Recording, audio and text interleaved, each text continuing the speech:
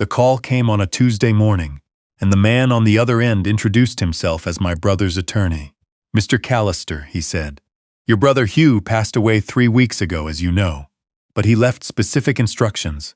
He asked me to wait exactly 21 days before contacting you. He said you'd understand why when you saw what he left." I didn't understand, not even a little. Hugh and I had been close our whole lives, the kind of close that doesn't need phone calls every week to stay intact. We grew up in the same house in Dayton, Ohio, shared a bedroom until I was 16, fought over the same bicycle, the same girls at school, the same last piece of cornbread at the dinner table. When we were grown men with gray in our hair, we still sat on his back porch every Sunday in the summer and argued about baseball and politics and nothing at all. That was just us. That was Hugh and me. He'd died of a stroke, sudden, no warning, no slow decline, no chance to say the things you always think you'll have time to say. One morning he was here. The next morning his wife was calling me, and her voice didn't sound like her voice. His wife, Renata. I need to stop here and tell you something about Renata. I never said it out loud while Hugh was alive, because Hugh loved her, and Hugh was my brother, and that was enough for me. But there was always something. A tightness around her eyes when she smiled. The way she'd steer conversations away from money. The way she looked at me sometimes when she thought I wasn't watching, like she was calculating something.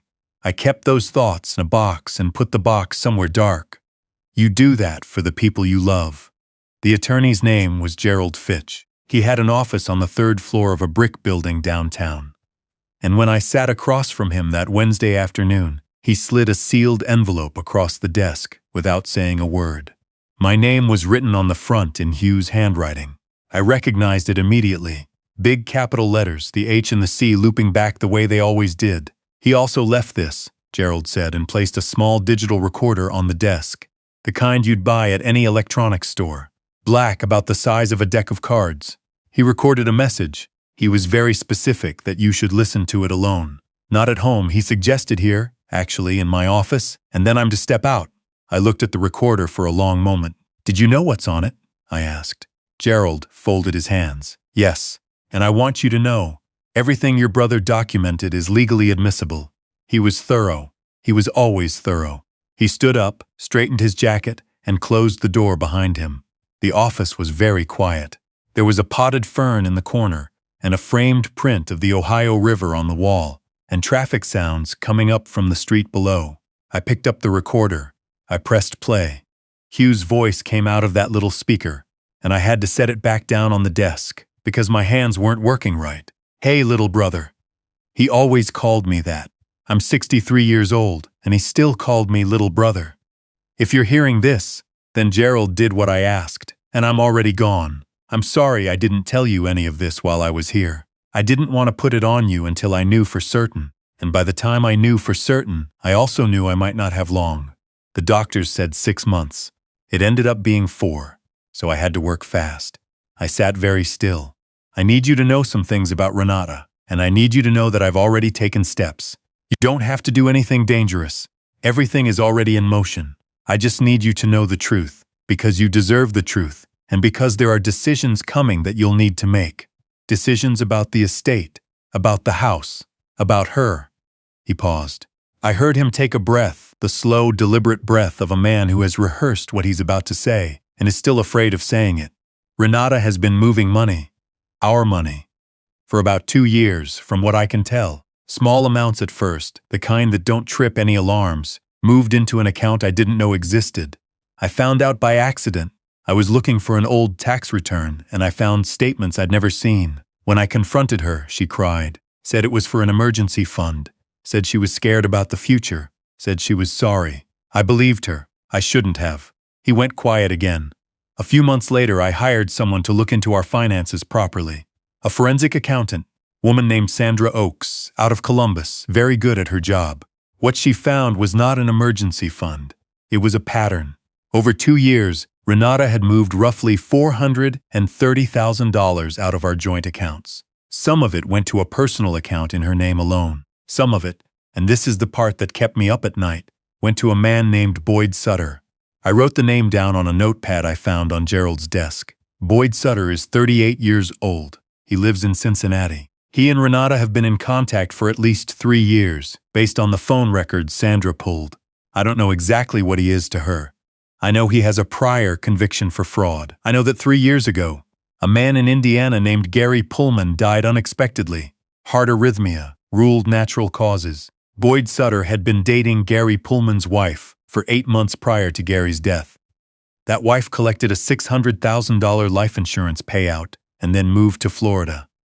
She and Sutter separated about a year later. The traffic sounds from the street seemed very far away. I have a $2 million life insurance policy, little brother. I took it out 15 years ago when the business was going well, and we were planning for the future. Renata is the primary beneficiary. I tried to change it after I found out about the money. My attorney said I could, but Renata's attorney sent a letter threatening to contest it on the grounds of my mental incapacity. They were already building that case, trying to establish that I wasn't thinking clearly because of the illness. So I left it alone. I left everything alone, because Gerald had a different plan. I leaned forward. There's a folder in Gerald's desk. He'll give it to you when the recording ends. Everything is in there. Sandra's full report, the phone records, the documentation on Boyd Sutter and Gary Pullman, a copy of my updated will, which leaves the house and all remaining assets to you, with the exception of what Renata is legally entitled to as a spouse. Gerald has already been in contact with the Franklin County Sheriff's Office and with a detective named, I wrote it down, Detective Alan Bryce. He's been briefed. He's been waiting for the 21 days to pass, same as Gerald, because that's how long it takes for the life insurance claim to be filed and for certain things to become legally visible. Hugh made a small sound, almost like a laugh but softer. I wanted to be the one to protect you from this. I wanted to fix it myself, the way I always did when we were kids and you got into something you couldn't get out of. You remember when you were 12 and you broke that window at the Hendersons' place? I told Mom it was me. You remember that? I remembered. Well, I can't fix this one the same way, but I set everything up so it lands right. You just have to show up. You just have to let Gerald walk you through it. And whatever happens with the insurance, whatever the legal process decides, I want you to know that I made peace with it. I made peace with her. I didn't do it for her sake. I did it for mine. Another pause, longer this time. I love you, little brother. I should have told you more often. You know how we are. We don't say things. We just show up.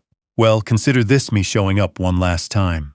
The recording clicked off. I sat in that chair for a while. I don't know how long.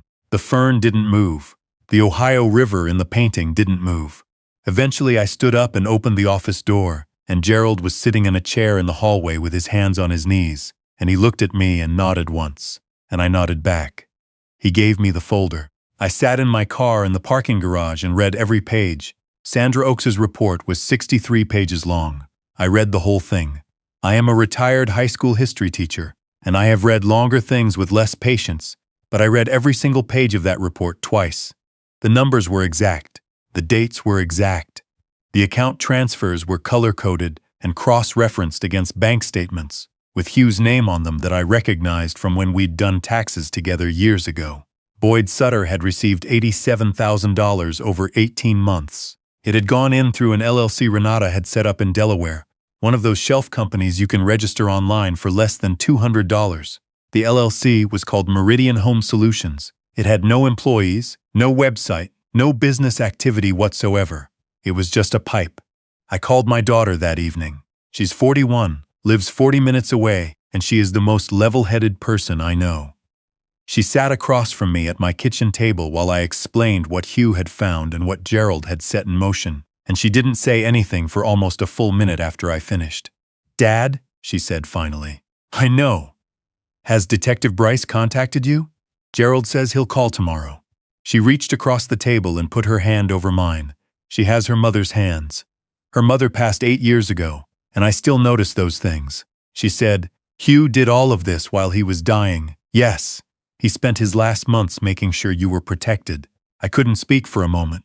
"That's who he was," I said. Detective Alan Bryce called the next morning at 9:15. He had a quiet, unhurried voice, and he got straight to the point, which I appreciated. He said that the life insurance claim had been filed by Renata 6 days after Hugh's death, as expected. The insurance company, Midwestern Life, a firm out of Indianapolis, had flagged the claim for routine review due to the policy size. That review was still ongoing. "Mr. Callister," he said, "your brother was very thorough. What he and his attorney assembled gave us enough to open a full financial crimes investigation. We've also been in contact with the Indiana State Police regarding the Gary Pullman case. That one is being re-examined." "What do you need from me?" I asked. "Mostly we need you to do nothing," he said. "I know that's hard to hear, but the more she believes the estate is moving forward normally, the more visible her next steps become. If she feels pressure, she may move funds, destroy evidence, or alert Sutter. We'd like to avoid that." "How long?" I asked. 6 to 8 weeks, he said. "Possibly less." I spent those weeks doing what Detective Bryce asked. I attended Hugh's memorial, which Renata had organized, flowers and a reception hall, and a slideshow of photos that she had selected herself. I noticed she'd left out the ones from Hugh's and my camping trips, the ones from Dayton, the ones from before she was in the picture.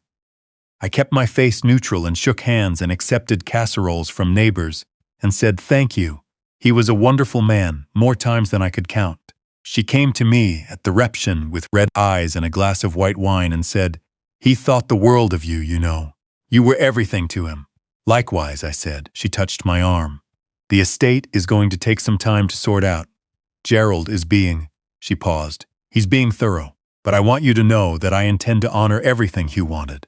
"I know you do," I said. I watched her walk away, and I thought about Gary Pullman in Indiana, who probably never saw it coming. I thought about the woman in Florida who moved there after. I thought about how much of what we call grief can be performed by people who feel none of it. 5 weeks later, Detective Bryce called again. "We have her," he said.